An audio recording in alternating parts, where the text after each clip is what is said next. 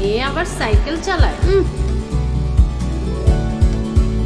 ওই দেখ দেখ যায় ভিডিও কর জুম কর মামা জুম কর দেখ বাস্তবে যেমন এইসব ঘটনায় মনটা খারাপ হয়ে যায়, ইন্টারনেটেও তাই। আজকালকার ছেলেমেয়েরা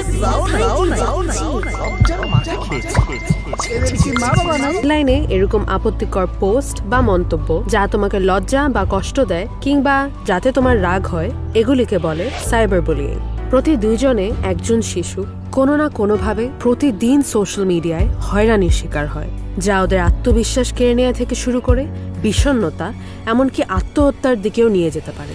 সাইবার বুলিংকে হারাতে হবে সাহস দিয়ে। বুলিং পোস্ট ও কমেন্টের স্ক্রিনশট নাও, রিপোর্ট করো, ব্লক করো।